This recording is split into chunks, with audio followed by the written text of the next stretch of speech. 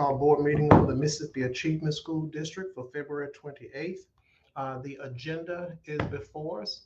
Uh, just FYI for for Woolfolk, down in the school reports, your report is in the system. It may not show on the attachment that I have, but it is in the system that we are using for the board agenda. So just want you to know, Ms. Henson, if you don't see it, it's there. All right, so I'm calling the meeting to order. The agenda is before us and the agenda is formally adopted. We're now at number 3, discussion action items, and 3.1 and 3.2 are Ms. Upshaw's. Ms. Upshaw, if you would please come forward to present your items, please. Good afternoon, everyone. Dr. Watkins, we're asking for your approval of the fiscal year 22 final amended budgets for Yazoo City region and the Humphreys County region. We're coming back to you with this correction because once, of course, this was approved back in October as required. But when we submitted our federal documents to MDE, we had to make a small change. And so that change resulted in a $10.61 change for Humphreys County, and there was no dollar change for Yazoo City. So we're requesting that you approve those budgets with those changes.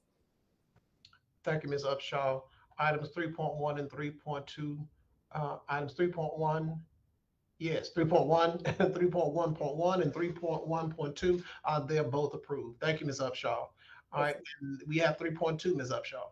Yes, sir. We're asking for your approval of the claims docket for February 28th, 2023. We have Humphreys County claims 180506 through 180514 for a total of $1,821. And for Yazoo City, we have claims 58387 through 58390 for a total of $765. Thank you, Ms. Upshaw. Item 3.2 is approved. We're now at item 3.3. Mr. Giles. Thank you, Dr. Watkins. Item 3.3 are fixed assets that we're asking to be declared surplus and removed from our fixed assets inventory. 331 is Humphreys County, schools Ida Green, O.M. McNair, Thomas C. Randall Career and Technical Center, and Humphreys County Food Service. We're asking that those items be placed on our surplus list and give us permission to move them from our inventory. And Mr. Giles, would you just take a few moments to talk about how old some of these items were on our fixed asset list that we're attempting to clean up? Yes, sir. Some of these items are from back in the 80s. These are things that we no longer use. So some of them are as old as the 1980s. Yes. Okay. Thank you, Mr. Giles. I really appreciate the work of you in the fixed assets department on both sides, Humphreys County and Yazoo City, for working through this with the schools. It has certainly been a monumental task so that we can ensure that we have accurate records for our assets, as well as a full accounting of what we have in our buildings. That demonstrates that we are good stewards of the taxpayers' dollars and the resources they have afforded us in order to provide support for our students. So thank you for that. Item 3.3 is approved. Go ahead.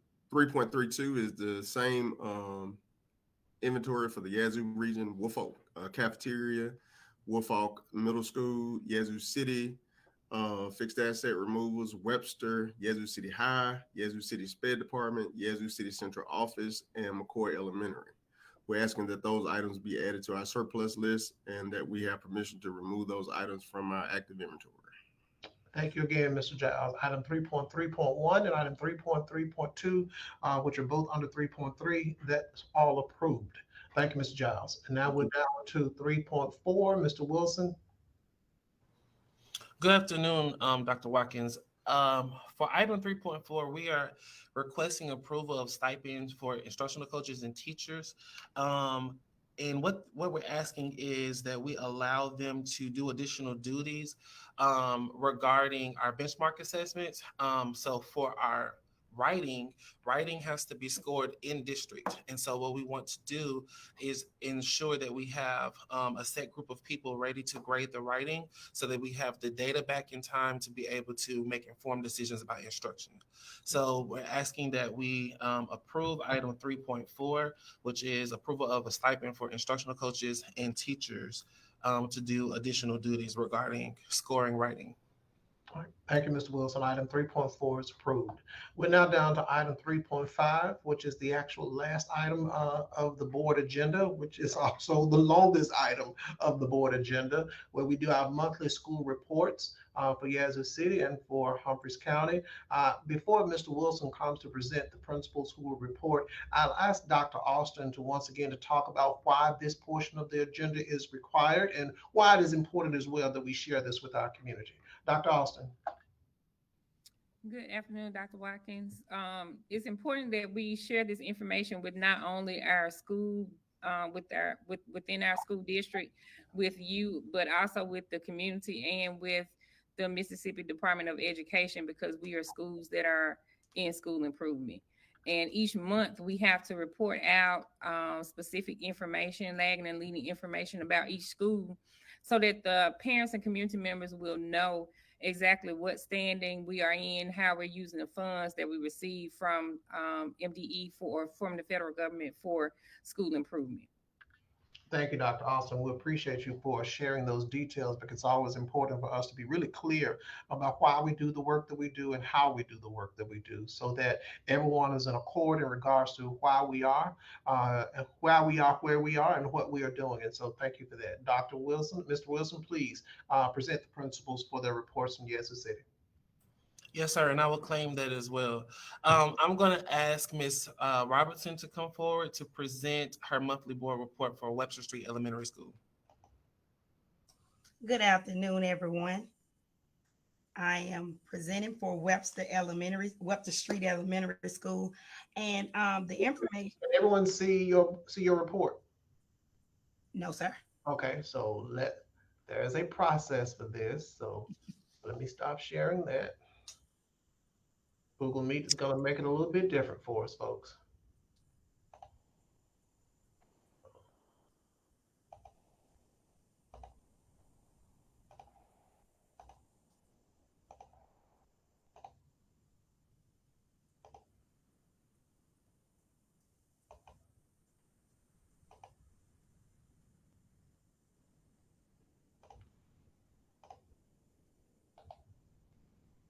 Can you see it now?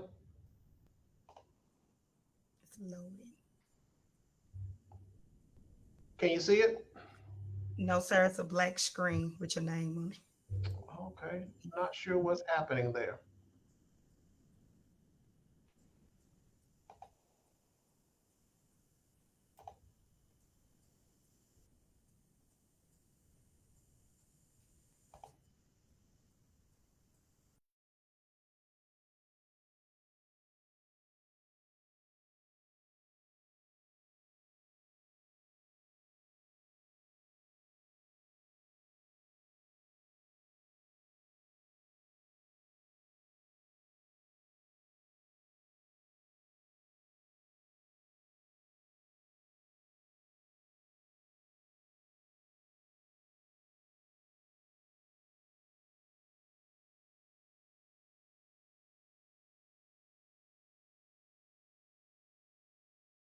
I'm presenting for Webster Street Elementary.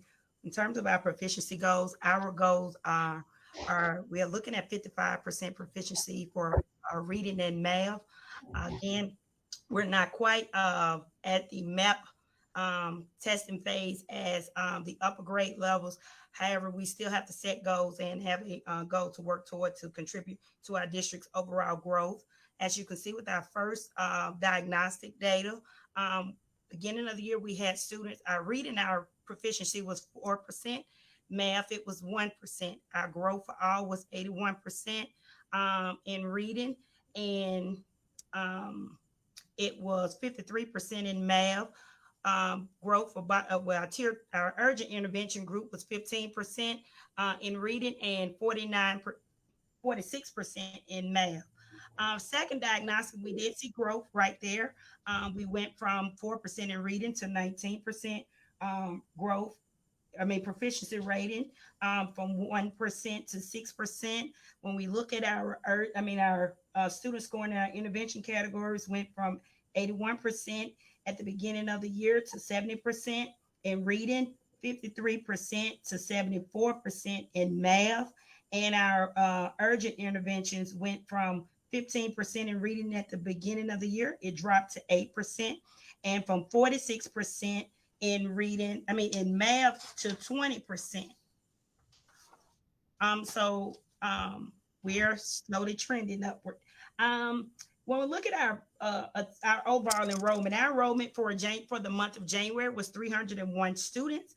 Our daily ADA was 93.33%. Again, our state goal is 95% or better, and we are making upward strides with that. Our chronic absenteeism rate, and that is students that are missing 2 or more days of school per month, has dropped down from 53% in December to 28%. We have been doing a lot of work around communicating the importance of school attendance. The teacher attendance rate dropped from 93% to 87% in the month of January. We did have several cases to peak with our adults with COVID or different things that impacted our teacher attendance. For our referrals, we had 8 bus referrals, and we did do some interventions or communications on there to just review the bus rules and different things of that nature. In terms of observations that were conducted for the month of January, we did 18 observations in ELA and 12 math observations. We've been working on some specific things around ELA that we were trying to see some implementation of, and so we're just trying to monitor that to make sure that it was occurring. In terms of our supports, as you can see at the beginning of the year, we went from our start data showed that our kindergarten students were, our grade reading equivalencies was pre-K 0.3 months. That's 3 months of instruction of pre-K. However, when we did our middle of the year instruction, it was a K, that's K.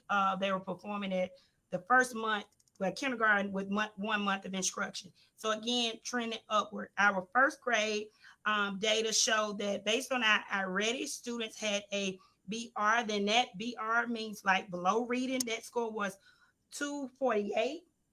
When we tested in the middle of the year, well, in December, that data trended upward. And so we showed a 92 Lexile gain. So again, what are some things that we're doing to improve student achievement, ongoing professional development opportunities for staff? We're doing a lot around the science of reading with our lower grade levels. And so just making sure the staffs are adequately trained with best practices and strategies to help improve our reading goals. We've had focused professional learning communities here at the school level, MTSS data and review. We're doing ongoing and closely monitoring that data to kind of respond to the needs of our students and to identify at-risk students early on. Classroom observations and feedback. Providing teachers with feedback on what we're seeing in the class to make those adjustments to get student gains, and also teacher coaching supports. This semester we did begin our teacher coaching supports with an external provider that have been supporting the school with ELA, and we also have a math coach assigned. So we're excited about that. With attendance, some of the things we're doing to improve attendance is just ongoing check-ins with parents or families. We send out monthly attendance notifications to kind of let parents know where their child is and what the end of the year goals are in terms of attendance. We also do lesson plan review and observation and feedback to monitor the instruction in the classes. Supports provided from the district involves provided to the principal and the school leadership team. We have a school improvement coach that supports our transformation leadership and instruction. We also have a literacy coach that is assigned by our Department of Education to kind of help us with our reading initiatives. We have teacher coaches that are assigned to our school that is going to help us with transformation of instruction. We receive federal program technical supports from Dr. Austin that's going to help us ensure that our budget is aligned to our school needs and initiatives. MTSS and SEL supports from Ms. Dobbins that's going to help us to support making sure that we have our documentation and that we are carefully looking at our data to monitor our at-risk students. And we also have leadership coaching that is coming from our division of teaching and learning, different things of that nature under Mr. Wilson and Ms. Scott that kind of supports us with improving our leadership capacity and instructional supports. So the supports we provide to teachers, we have a district leadership hub. And what I did was mimic that hub to make it a school resource where we're put a document together where it provides teacher with all information that they would need at the fingertip. to kind of help support them and to readily give them access to information that can help improve their instruction. Again, ongoing observation and feedback. We've talked about the teacher coaching and the MTSS supports, as well as AIM pathway training that teachers are undergoing to make sure that we're abreast with the new changes with the science of reading. In terms of our budget, our second quarter for our FY23, the budget balance was $109,196. For FY22, that information was $105,262. That's $62.62. And for FY21, that information is $3,527.21. With our Title I budget, our ending balance for the month of December was for FY23 was $7,162.87. And for FY22, it was $466.80. And for FY21, our December balance was $0. Awesome. Thank you, Ms. Robinson, for that full report. We appreciate the detail that went into developing this report to ensure that we provided our community and everyone else who's participating with information that they need to know how hard you and your staff are working with the parents and children at Webster to produce great outcomes. So we appreciate that. Thank Mr. you. Wilson? Yes, sir. So at this time, while we are transitioning the visual aid, we will have Mrs. Doyle to be prepared to present on behalf of Javon McCoy Elementary School, her school board report for February. All right. Great afternoon, everyone. And Ms. Doyle, can you see your report okay? Yes, sir. Okay, thank you. All right. So for Yvonne Keller Elementary School, we are a CSI school, and our goal for reading proficiency is 12%. At our second benchmark, our students scored 9.9%. For growth for all for reading, 62%. Our students scored 46%. And for our LPS, 68%. Our students were at 65%. For math, for our goal is 11%. Our students met their goal with 17.8%. For growth for all, 64%, and we had 84.5% of our students to meet growth. And then for our lowest performing subgroup, 73% is our goal, and we had 82% of our students to meet that goal. For science, our goal is 40%, and we only had 6.4% to meet our goal, and our goal for participation rate is 95%, and we had 99% to meet proficiency. For our data, our total school enrollment at the end of was 627 students. Our student ADA was 90.90.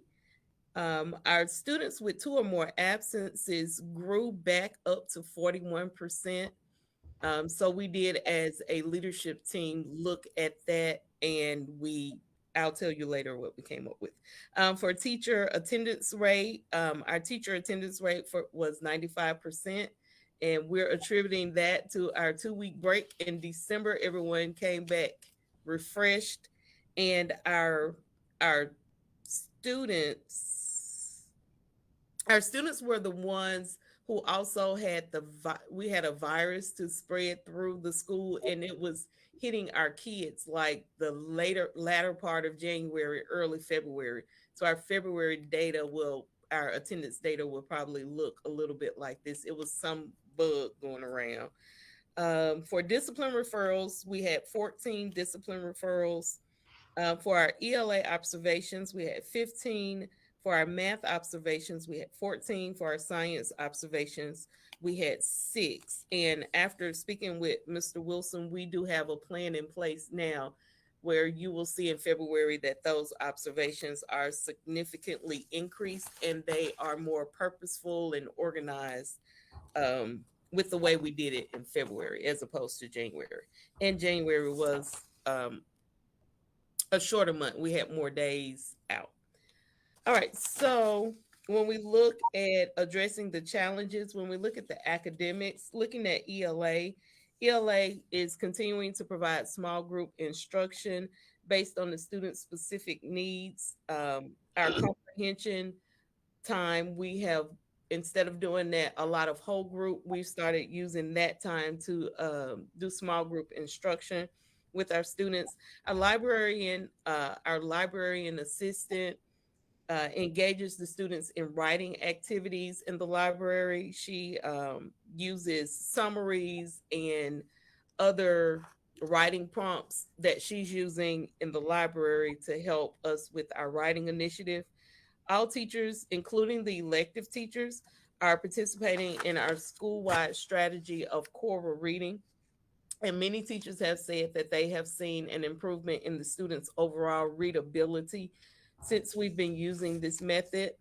And now students now turn in their reading logs to me every 2 weeks. So that has increased the number of reading logs that we are getting back from our students. After spring break, the ELA teachers will participate in peer observations and debriefings. The ELA consultant is working with specific teachers and targeting delivery of instruction, classroom organization, and small group instruction with those teachers.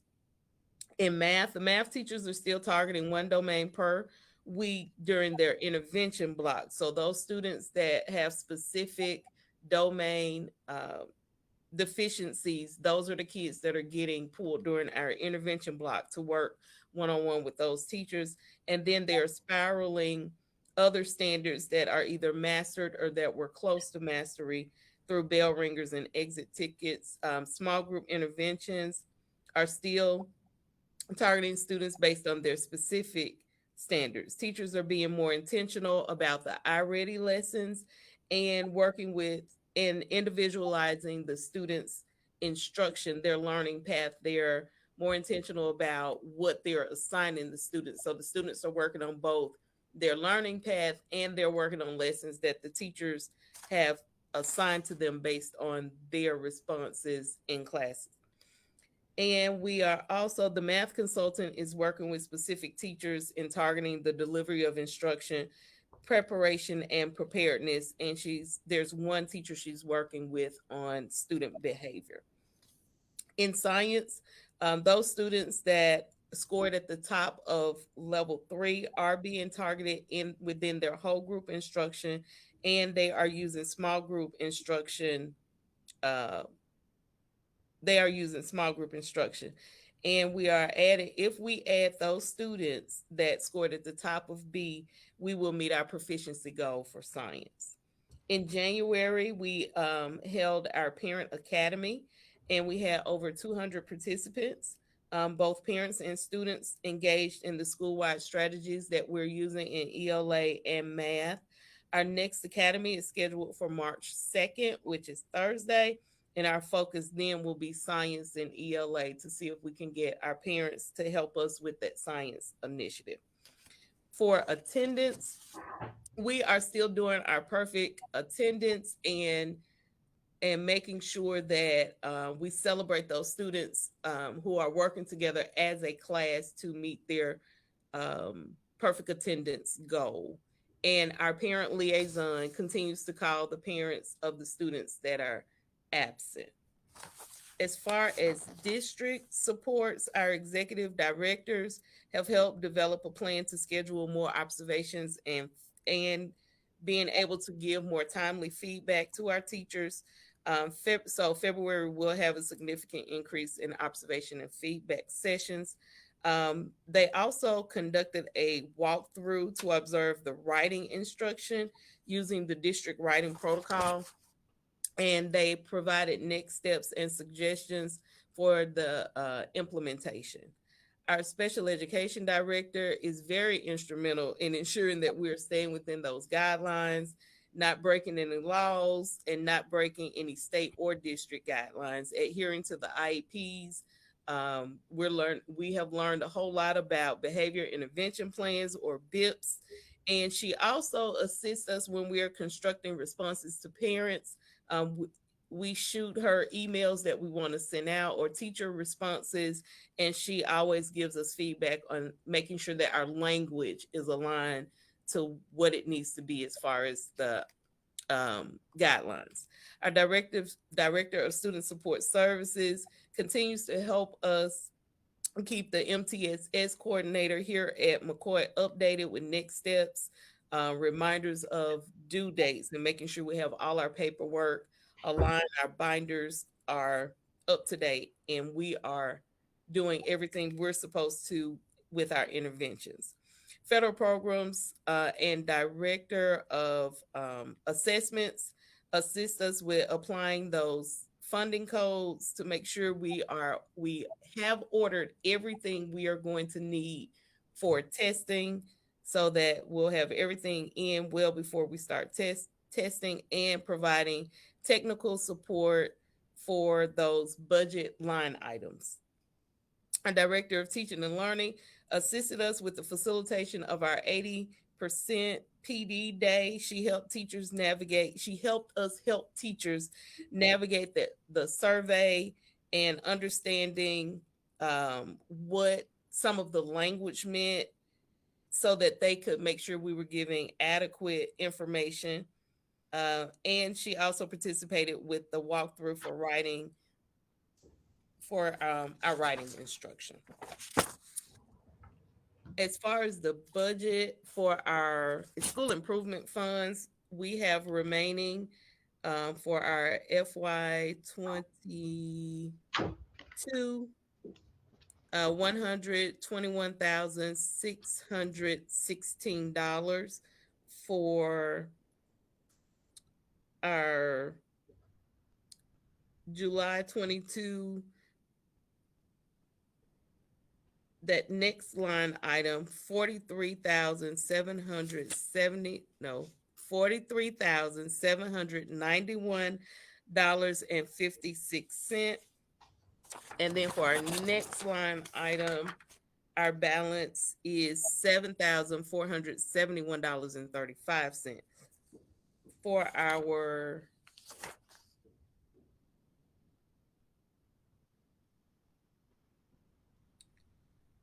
these are our budgets for our district funds. $338,880.81.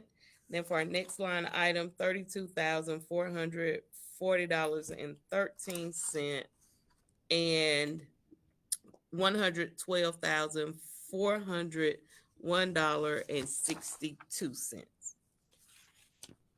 All right. Thank you, Ms. Doyle. Mr. Wilson?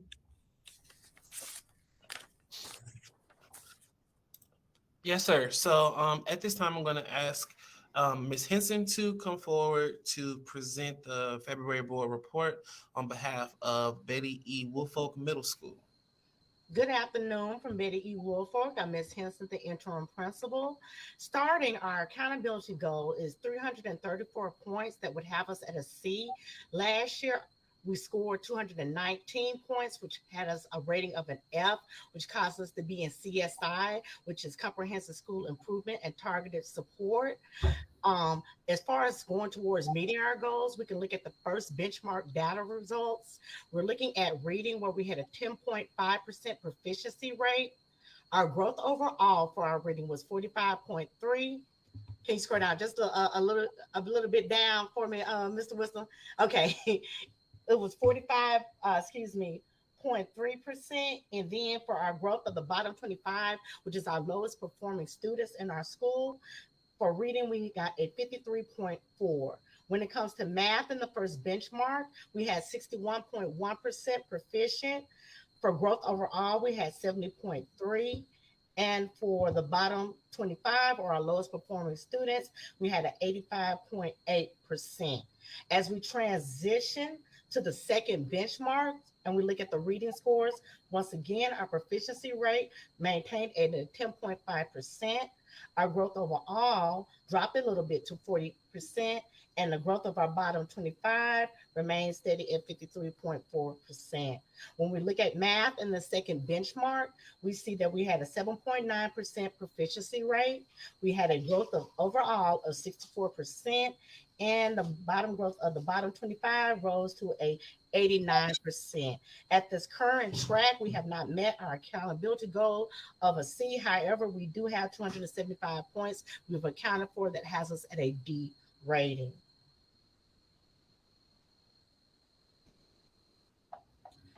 Okay, as we look at January, we see we had an enrollment of 487. Our student 80 excuse me, was 93%. Percentage of students with 2 or more absences was 24%. Our teacher attendance rate was at 88%. The number of discipline referrals for January is 28. Our classroom observations for ELA was 2, and then for math and science, that was 0. However, we are addressing it when we get down further to the bottom. Okay, as we look at absences, that's one of the targeted areas that WUFOC is focusing on. We're communicating directly with parents about student absences. We're using our AIM and school statuses, which is our all-call system, to notify of absences and relaying school attendance goals for testing to stakeholders. We actually sent out letters letting parents know that please have students present, and that we're in the process of the next 2 weeks of doing third 9 weeks benchmark. We're also re-implementing a school-wide incentive program for students and staff to reward those who are adhering to attendance policies. The next area that we have been addressing at WUFOC is discipline, and we're doing this by providing students with various counseling resources to deter poor student behavior. We have services from Marion Health, our school counselor, and our PBIS specialist. We're also conducting school and parent conferences to prevent students from becoming habitual with poor behavior and bad decision making. We're also using social media and aims to communicate with parents and guardians about daily behavioral expectations at WUFOC. Classroom observations are planned to increase our observation goals for our school leadership team. That means the amount of required observations. Also in the process of creating an instructional calendar for the principal and leadership team in order to track those observations and make sure that we adhere to them.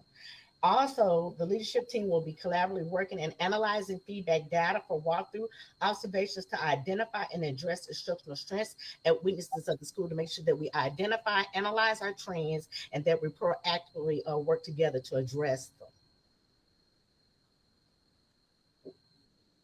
Our school improvement efforts, when we look at that, myself and the school leadership team member attended the Call School Turnaround Professional Development. That was a training to analyze school-specific data on school turnaround domains and begin a plan of action for our targeted domains, which have been identified for our district, which is 1 and 3, which is going to be leadership and instruction. The next thing support that I've received is continued teacher coaching for core subject areas by our consultants, Funches and Bean, and also leadership coaching through CSI, which is School Improvement, and from Mays Consulting. Our instructional coaches has also attended a professional development for the professional growth system to help us to effectively evaluate and coach our teachers. And the last thing that we're doing is implementation of high dosage tutoring for proficient students and LPS, which is our lower performance students, to ensure that they meet their accountability goals for the 2023 MAP testing. When it comes to community efforts and WUFOC, we conducted our first community walkthrough where several members of the local community and community partners attended, and we conferenced and discussed some ways to assist the school. The next thing is we also had a partnership with Gear Up, who has been working with our 7th and 8th grade students to encourage them to pursue higher education. And Gear Up supported a career fair for Pathways to Possibilities field trip for our 8th grade class. Lastly, we also hosted pastry for parents that was inclusive of a presentation from Sharon Nettles of the Mississippi State Extension Program. And she was letting our community members know what type of programs and services they have available. And we plan up with additional follow-up sessions to support the community. Our second quarter balance is remaining $15,109,000. And that is for our school improvement funding. And the other listed on here is a remaining balance of $8,377.40. That is all that we have when it goes to the fiscal remaining balances for Woolfolk. All right. Thank you, Ms. Henson. Mr. Yes. Will? Thank you, Ms. Henson. So at this time, it is time for us to hear from Dr. Fuller, who leads the efforts at Yazoo City High School. So Dr. Fuller, please come forward and present your February board report. Good evening, everyone. Dr. Fuller, Yazoo City High School principal. Dr. Fuller, get closer to your mic, please.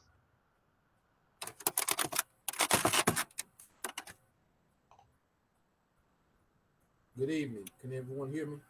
That's better. Okay. Good evening, Dr. Fuller, principal at Yazoo City High School. I will be presenting our January board report. But before I begin, I would like to say congratulations to our boys basketball team that has made it to the state championship. We will be playing on Thursday night, 7 o'clock against Raymond High School. So we are soliciting your support and come out and support Yazoo City High School and the MASD district. We are a TSI school. I know I got the identification CSI, but we are a target supporting and improvement school. And because of, you see our subgroup designation.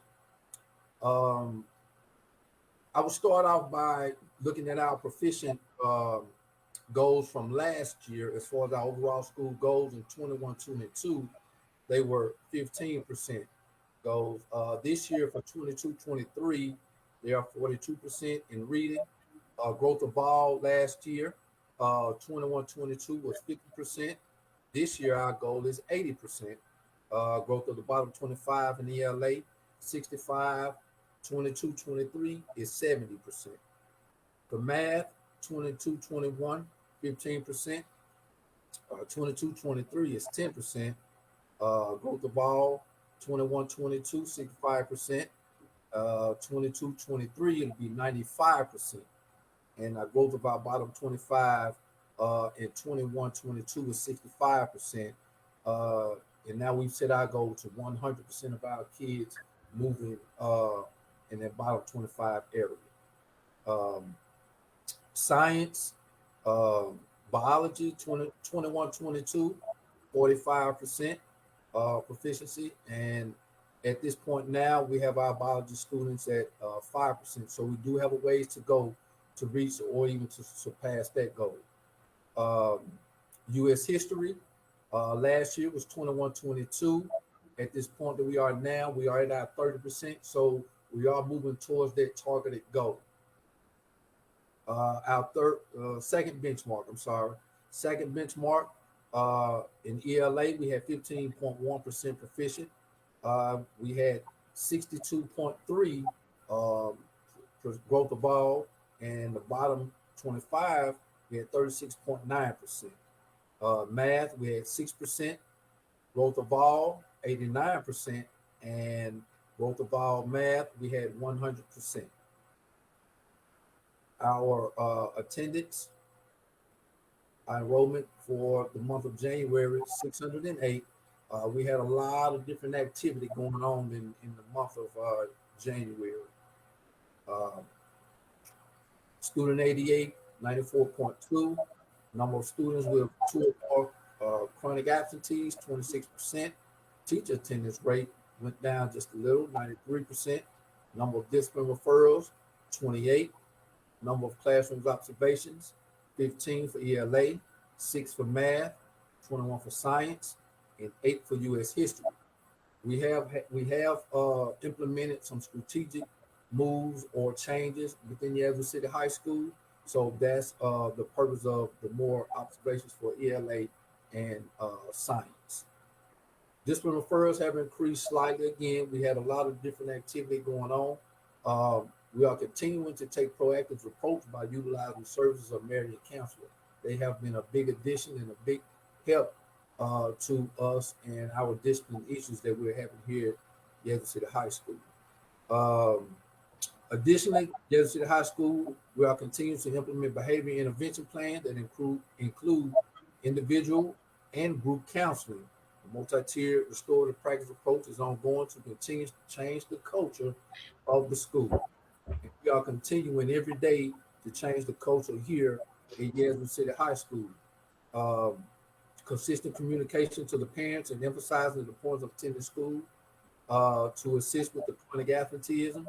Our parent liaison is a big help in that effort as well. The district leadership team, we are collaborating to improve instructional strategies and student learning for our students. Of course, we had still doing the annotation process. Teachers have been introduced to a plethora of resources within the district resource hub. Paper tutoring is a big assistance that we're utilizing on a daily basis. Also, Yazoo City High School has engaged in teacher coaching to assist in building teacher capacity. And we have began our high dosage tutoring that we are pushing in and pushing out tutoring and remediation. Okay, our balance for FY23, $72,761.44. We don't have any school improvement money in FY22, but FY21, we still have $58,332. And for our title funds, FY23, we have a balance of $37,323.01. For our F22 Title I balance, $50,769.24. And FY21, we have a remaining balance of $298,108.88. So as you can see, we have some funds available. These funds will be utilized towards our efforts in our school improvement efforts, also in improving student achievement and also building teacher capacity.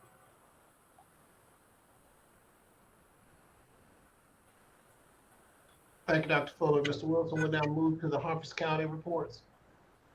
Yes, sir. That concludes 3.5.1. So 3.5.2, the Humphreys County reports, I'm going to ask that Dr. Lanford come forward and report on behalf of Ida Green Elementary School, her February board report. All right, Dr. Lambert, can you see your report? Yes, I can. All right, thank you. Let's go. Okay, good afternoon, everyone. We are a CSI school, and we talked about what that designation means earlier. Our overall school goals he has on the screen for the 21-22 school year. We were at a 236, which is an F. Our goal for the 22-23 school year is a C, which is a 328. Looking at the second benchmark results, we have surpassed our goals, and we're hoping that we can continue trending in the right direction. Based on the second benchmark results, we are at a 390, which is a B. The proficiency for reading is a 15.8%, and that is 27 out of 171 students who helped us get that percentage. For math, we had 29.9%. That is 47 out of 157 students who helped us get that percent. For the growth of all, we had 73.3%, and that is 65 out of 89 students in reading that helped us get that percentage. And for math, growth of all, we had 80.1%, and that is 71 out of 88 students who helped us get that rating. For the growth of the bottom 25, we had 50 students in reading who grew, and that 50% of the students in reading who helped us get that percentage, and that is 12 out of 24 students.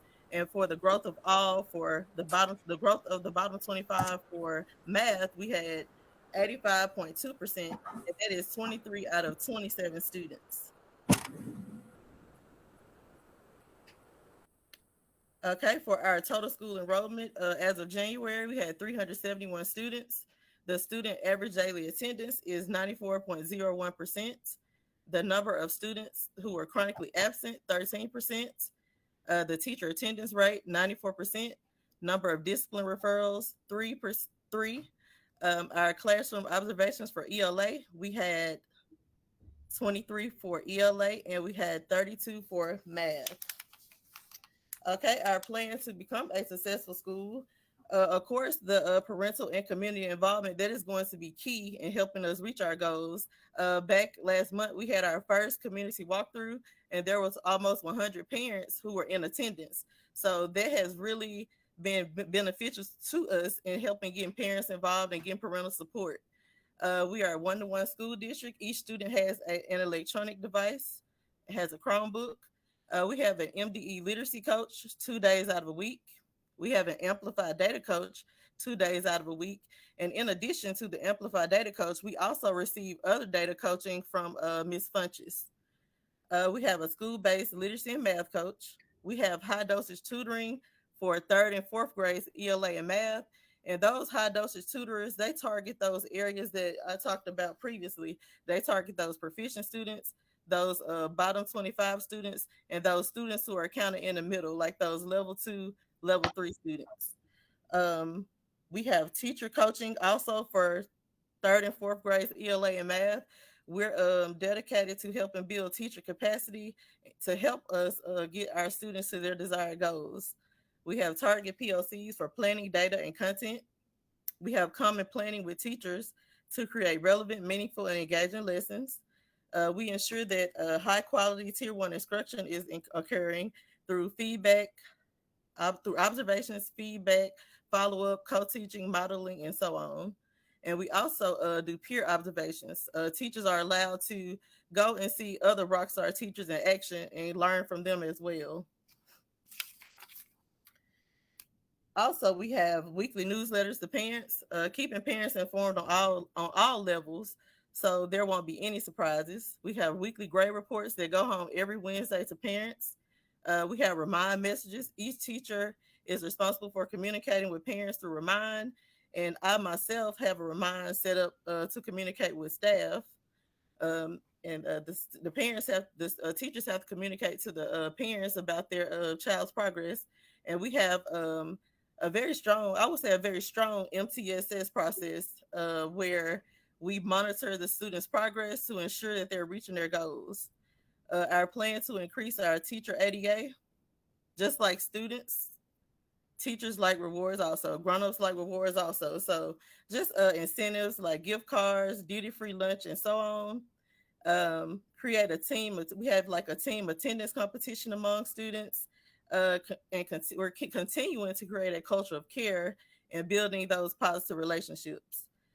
Our plans to keep our number of chronically absent students low, as stated before, increase parental involvement. That's going to help in a lot of areas with helping us reach our goals. PBIS, that's positive behavior intervention support, just rewarding kids and offering them incentives and encouraging them to come to school, because we know that a lot of kids are not intrinsically motivated, so we have to help motivate them. Continue creating a culture of care, building positive relationship with students, minimize obstacles to attendance, monitor attendance, and follow up with students who are absent. And we have a great parent liaison. If a student is absent, she makes personal phone calls.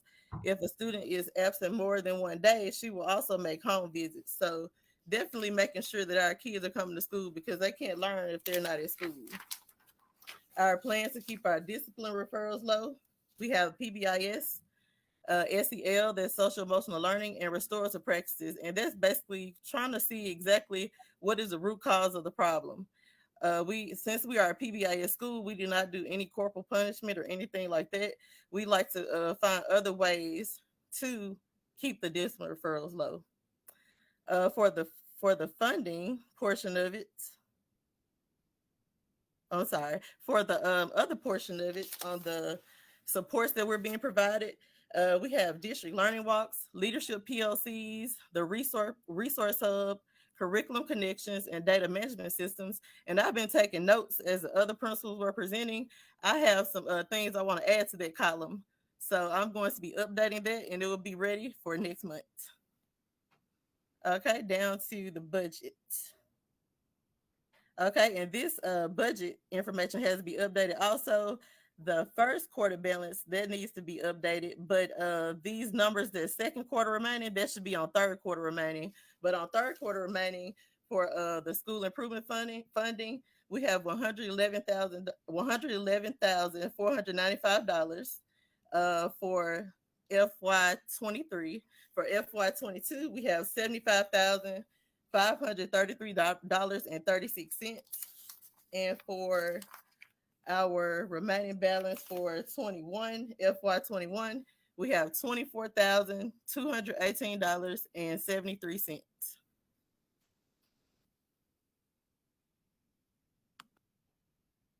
And that's complete for you, Dr. Lanfair? Yes, that's it. Okay, and you will send us corrections to the areas of the budget, okay? Yes. All right, thank you. Mr. Wilson? Yes, sir. Thank you, Dr. Lanfair. At this time, we will ask Ms. Tanner to come forward on behalf of O.M. McNair Middle School to present her February board report.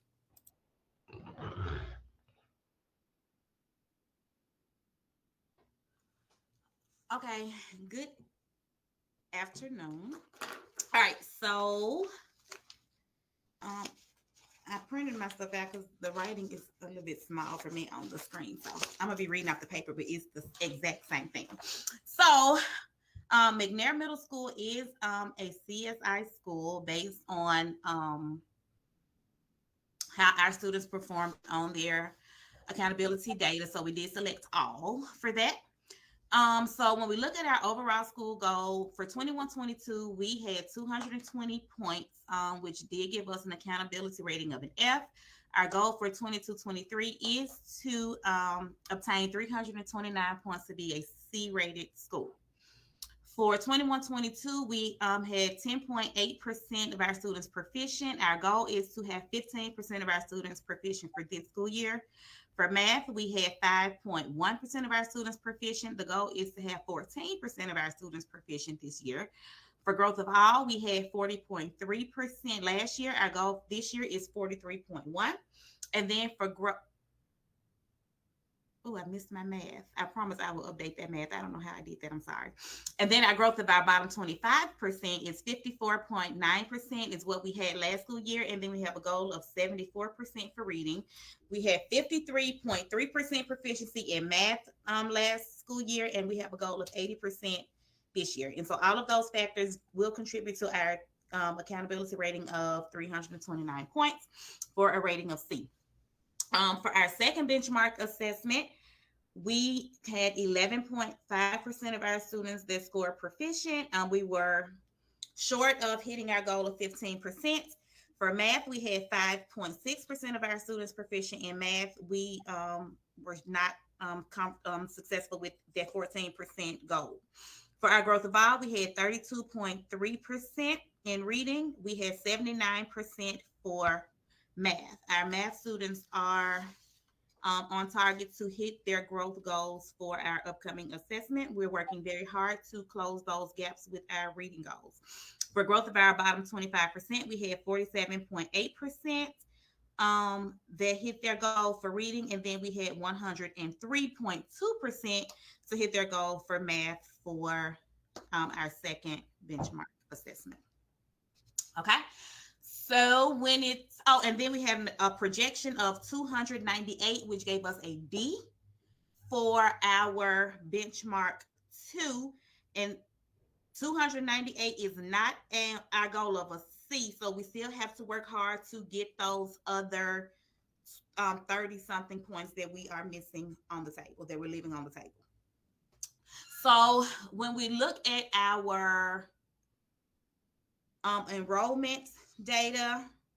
Now this for the month of January, we are down to 397 students. Our student ADA was 94.71%. Our students with 2 or more absences is 2.59%. We are seeing a decrease in the number. So we are getting more and more of our students to come to school. So we're very excited about that increase in our attendance. Our teacher attendance rate is up to 96%. Our number of discipline referrals is 12. Our ELA classroom observations were 10, math was 16, and science was 10. Like Dr. Lanther, I too heard some great things that were shared by some of the administrators on the Yazoo City side that I did forget to include just to update our supports and things that we are implementing. So I also will be taking some notes and adding some things for the next report. But in terms of the things that we are doing to address these challenges, we are just implementing a school-wide literacy initiative. We have our core actions. We have all of our instructional expectations that we are implementing with fidelity. We are exposing our teachers to professional learning, PLCs. We have tons of learning walks. We have had a heavy presence of MBE in our building. We have our school improvement coach. So there's just so many layers of support that we're receiving at the school level that is equipping us with more strategies to be able to just close some of these gaps that we're having with some challenges.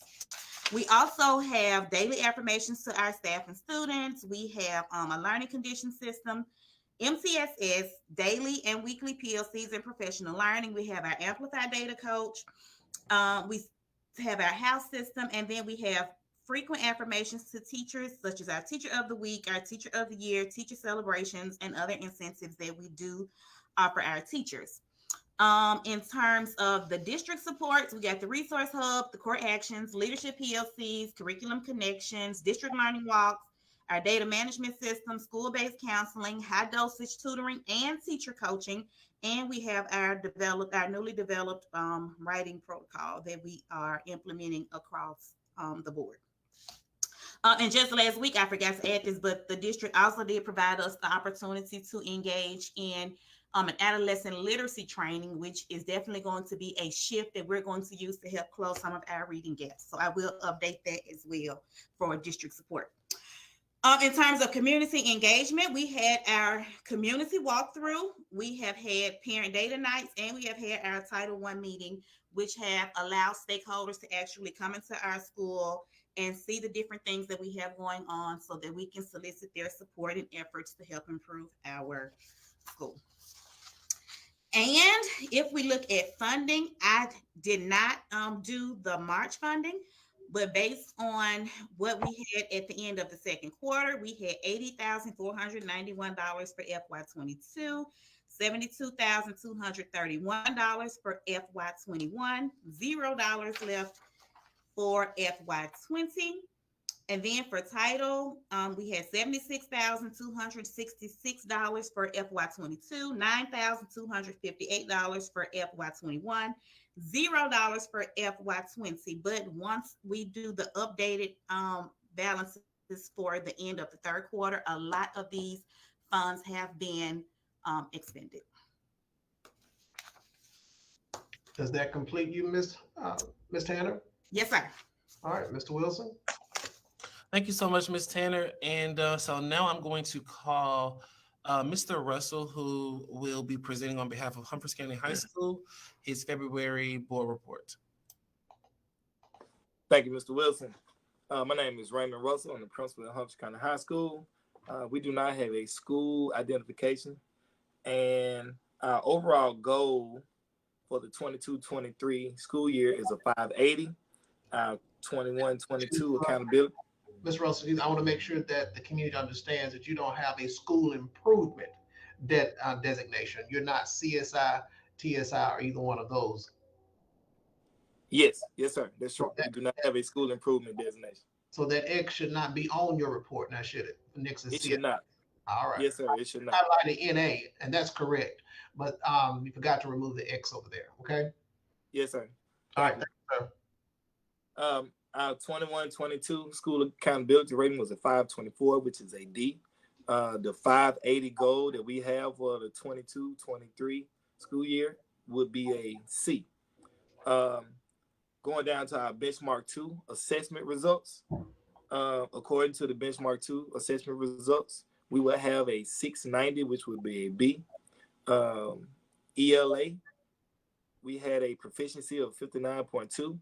The growth all would be a 96.6, and the growth of the bottom 25 of the LPS students would be a 79.4. All of those benchmarks exceeded our goal, and our goal would be a 30 for proficiency, a 80 for growth all, and an 80 for growth low. For math, we had a 24.3, which fell short of our goal, which is a 30. The growth of all was a 99.6, which exceeded our goal. And the growth of the bottom 25 was 100, which exceeded our goal for algebra. The biology scores, our goal is a 25, and we fell short with a 22.3. And our U.S. history goal is a 25, and we fell way short with a 3.5. Moving down to our total enrollment. For the month of February, we have 401 students. Our student ADA is a 90.8. Our percent of students with 2 or more absences for the month of February was a 20.6. Our teacher attendance rate was an 88%, and our number of disciplinary referrals was 18. The number of classroom observations for just the English 2 was 7. The number of classroom observations for just algebra was 9. The number of classroom observations for biology was 5. And the number of classroom observations for U.S. history was 8 for the month of February. Moving down to our addressing the challenges presented by data. Humphreys County High School aims to improve its performance by identifying areas of improvement and implementing effective practices to address them. In the month of March, the school will focus on 2 key areas: reducing the number of disciplinary referrals and decreasing the percentage of students with 2 or more absences. To achieve this, the school will continue its comprehensive counseling effort led by Ms. Givens, our counselor, Life Help, and Marion Counseling. All disciplinary referrals will be redirected to the counseling department to streamline the disciplinary process. To address the issue of students with multiple absences, the school will intensify its communication efforts. You can go, okay, you see it. To address the issue of students with multiple absences, the school will intensify its communication efforts with parents and guardians. The school will send letters, make additional phone calls, send Ames notification, and even conduct home visits as necessary.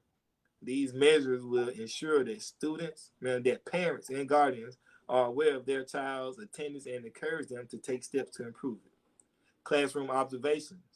Humphrey County High School will increase classroom observation to support teachers and improve student learning. The principal, assistant principal, and data coach will observe classrooms and provide feedback to teachers on instructional practices, classroom management, data usage and implementation, and student engagement. This feedback will inform professional development opportunities and support teacher growth. Classroom observations will identify areas needing additional support to improve the learning experience for all students. Going up to the school improvement efforts. Humphreys County High School has made concerted efforts to improve our educational outcomes and overall school environment. And all of this was done with the help of the district leadership team and their support staff. Improving academic performance, we have implemented various strategies to enhance student academic achievement. We have provided additional support to struggling students through high dosage tutoring, small group instruction, and after school tutoring offered by teachers. We have also initiated professional development opportunities for teachers to enhance their teaching skills and provide more engaging and effective instruction. Enhancing school climate. Humphreys County High School recognizes that a positive school climate is essential for student success. To foster a healthy school culture, we have implemented various programs and practices such as anti-bullying campaigns, character education in certain classes, and positive behavior intervention and support programs. These are just a few examples of the school improvement efforts underway at Humphreys County High School. Going down to the specific Community Engagement Council. The Community Engagement Council at Humphreys County High School has contributed to the betterment of Humphreys County High School by undertaking diverse initiatives such as arranging tours of our campus for the community, promoting family involvement by conducting a student-led blood donation campaign, arranging visits to different colleges and universities for both parents and students, fostering relationships with community partners, and enhancing community and communication and outreach endeavors. We do not have any school improvement funding because we are not in school improvement. And our balances for the funding balances for 2021 to 2023. For 2021, we have $12,930.34. The title balance for 2022 is a negative $2,222.20. And the funding balance for 2023 is $254,291.99.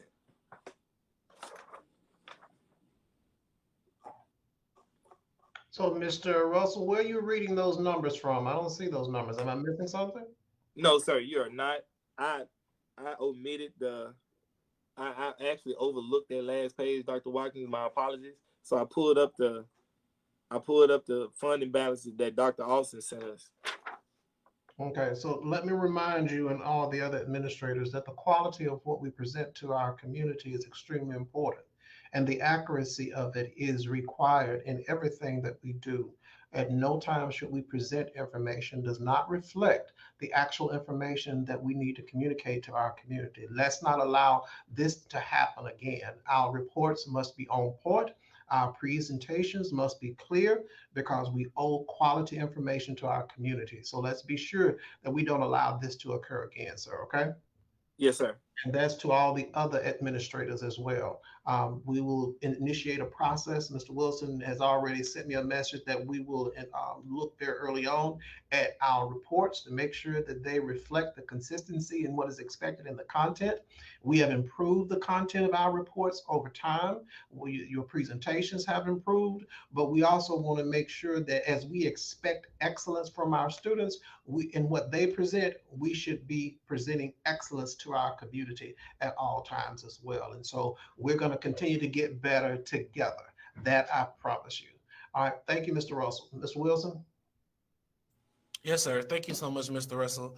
And at this time, Dr. Watkins, our final report for 3.5.2 is Mr. Ricks, and he'll be presenting on behalf of Thomas C. Randall Career Technical Center as the director. Yes, sir. Good evening / night. Thomas C. Randall Career and Technical Education is a planned program of courses and standards that begins with exploration of career options that support academic and life skills and that enables achievement of school academic standards, leadership development, and preparation for career in college. A sequence of courses can provide students with employability skills for internships, apprenticeships, preparation for industry certification, and the pursuit of ongoing career options in college. Through career and technical education, students explore and prepare for career opportunities and learn how other education disciplines are applied in real life. Students gain leadership skills through embedded activities in their classrooms and extended learning through participation in career and technical student organizations such as the Future Business Leaders of America, that's FBLA, Skills USA, which is for our welding, carpentry, and HVAC classes, Family Career and Community Leaders of America, HOSA, Future Health Professionals for our health science class, Technology Student Association, TSA, that's our STEMs class, our computer science classes, and Educator Rising, which is for our educator prep classes. CTE prepares students to succeed in high demand occupation in the 21st century competitive global economy by promoting partnerships with businesses, industry, and the post-secondary organizations. Thomas C. Randall CTE offers 6 career pathway programs, which are welding, HVAC, carpentry, construction, health science, agri-science, AEST, and educator prep. Then our state assessment option for graduation, I'm going to, but it's not highlighted on there, but read the parts that are highlighted. That's the ASVAB, and they have to make a score of 36 plus one of the following, and they no longer take the CPAS, so they have to do number 2, which is earn and improve industry certification specified in the Career Pathways Assessment Blueprint. And then the ACT work keys, which will be the work keys silver level plus one of the following, which would be just number 2, and that's earned an approved energy certification specified in Career Pathways Assessment Blueprint. College and career readiness, I'm going to, it's not highlighted, but on the ACT work keys, they must score a silver level or higher on the National Career Readiness Certificate administered through the ACT work keys assessment and successfully complete an industry certification or career pathway recognized by the Mississippi Department of Education. That applies to those, the HVAC, carpentry, and welding programs. And the acceleration component refers to the percentage of students taking and passing the assessment associated with accelerated courses. And that would be the dual credit or SBE approved energy certification courses. And then I'm gonna go down to the little chart, and that's the participation and performance component. And they get 50% for participation and 50% for performance, and it's divided by 2. Are you talking about this chart right here?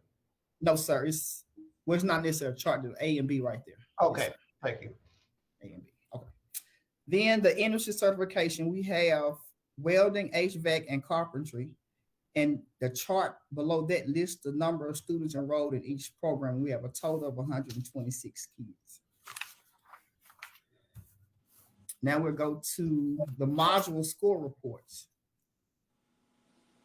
So in each of those programs, HVAC, carpentry, and welding, they take module exams. Once they finish a unit, they take a module exam. And the chart lists those scores thus far.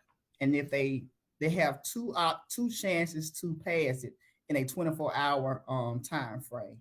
If they do not pass one of the modules, they do not get the industry certification.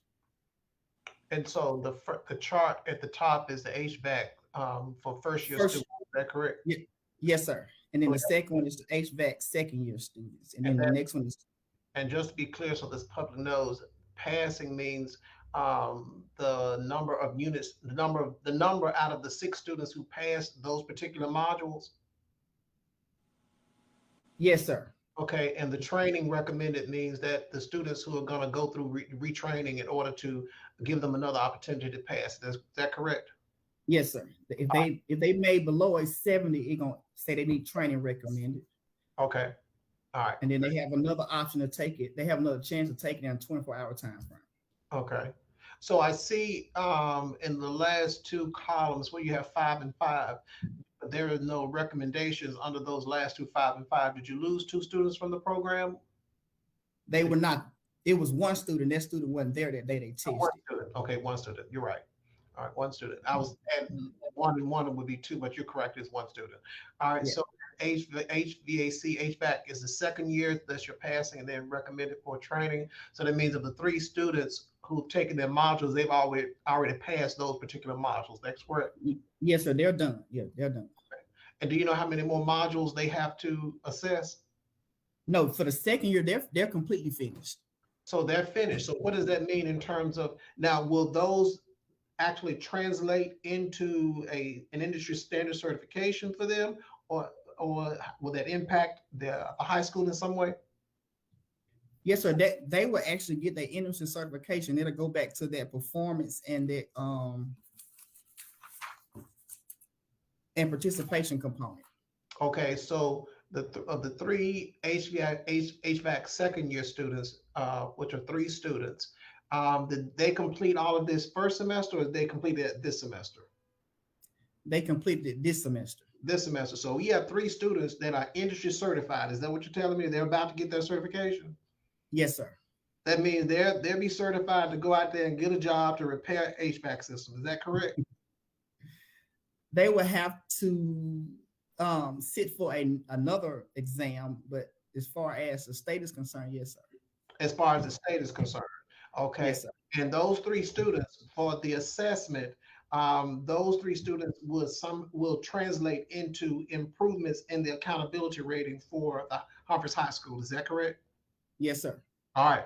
So that's why it's important to get all of our students to pass these modules for the industry standard certification classes. So not all of them are industry standard certification. Now I go back up to the top.